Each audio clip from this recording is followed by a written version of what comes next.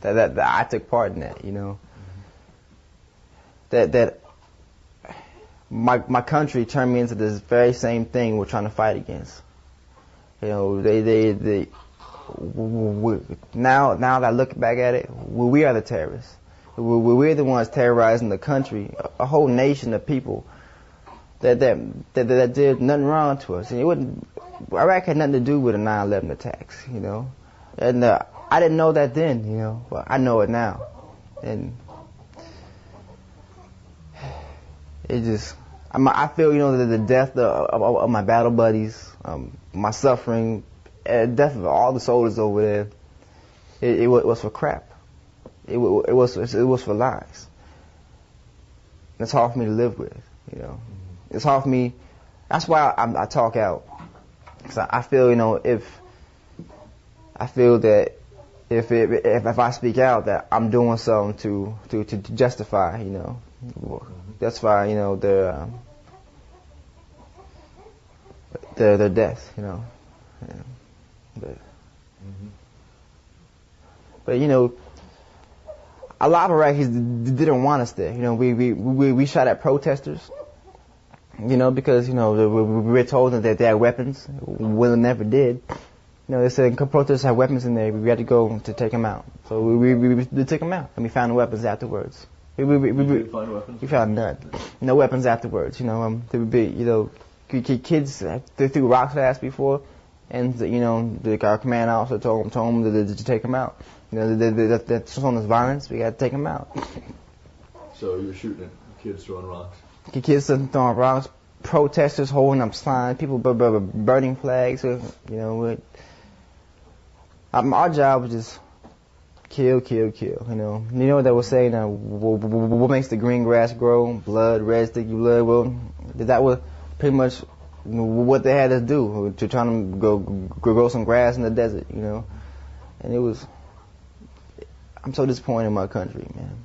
I'm ashamed to actually have served in Iraq. The reason why I wear this hat and, you know, I go to these meetings and stuff, so I can speak out and tell the truth, so people know I was there, and I'm ashamed of being there.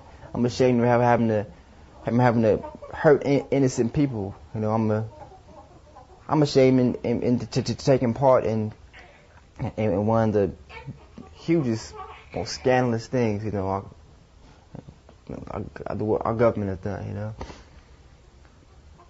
So Iraq is horrible. A lot of people are dying, and a lot of stuff happening, and I lost a lot of buddies myself, you know, and a lot of people are coming home, messed up in the head, not be able to deal with stuff they have to do over there, and our government doesn't care. And most of the people don't care. There's a lot of people that do care, but the majority of America doesn't care, because there's homeless Iraq veterans out there, there's homeless Vietnam veterans out there, homeless Desert Storm veterans out there.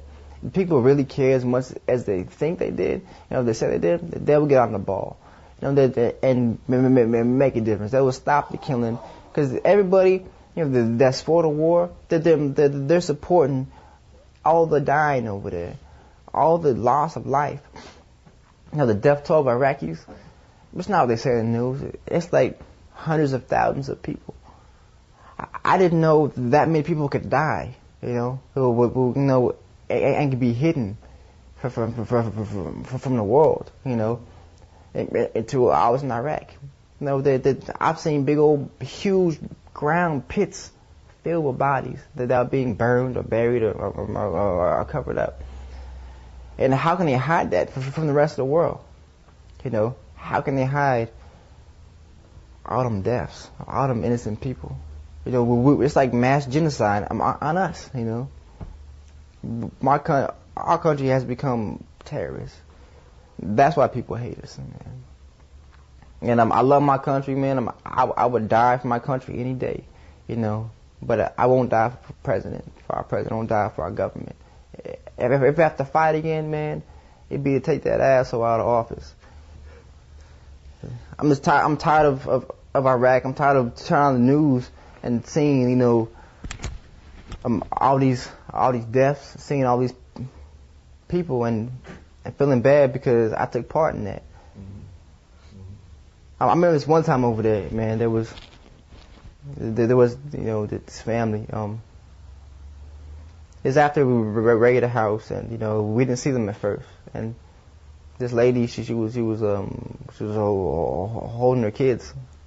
For 3 kids, you hold them. They're young, Well, one was like I think about a year old, a little bit older than my own son, and a couple were like maybe 5 or maybe 7, I don't know, but they weren't that old at all. And she was holding them, and she had blood on her hands because one of her children were hurt, and she was sitting there, and I saw her first, and she was begging me, begging me to save her, to save her and to save her kids, but I didn't, I wanted to be, I killed them, because that's what I had to do, and now a day goes by, I don't regret that.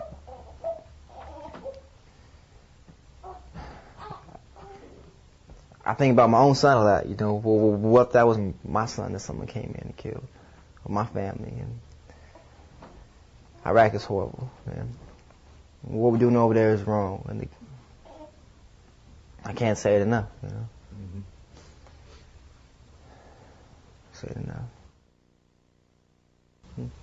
Don't do it. If you have dreams of serving your country, then you can do it in other ways. You can do it by stopping the war.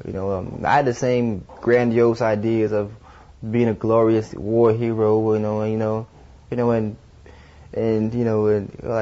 I modeled myself a lot after the Vietnam guys, man, because I was like, man, they were like hardcore out there. Then when a lot of Vietnam people would tell me, it's just, the war is not what you think it is. But I didn't listen.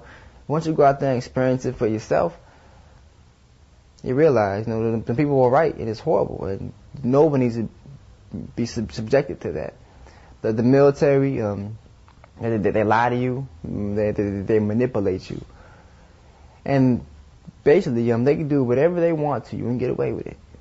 The government, they have complete power like that, and a lot of people think, it's not true. Well, then look at Iraq.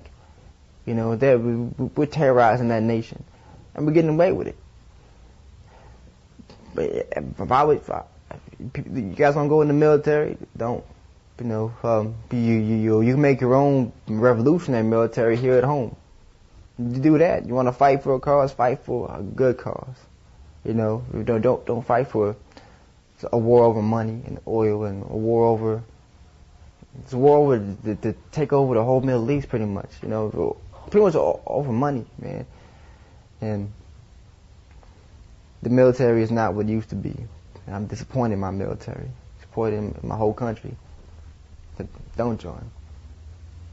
Find out everything, all the lies and stuff, and they don't want to be over it. And now that they're doing a recon in Iran, they don't want another war, because the next thing you know, they're going to be Iran veterans against the war, and there might be Syria veterans against the war, Saudi veterans against the war, or China veterans against the war. Who knows how far this asshole is going to go?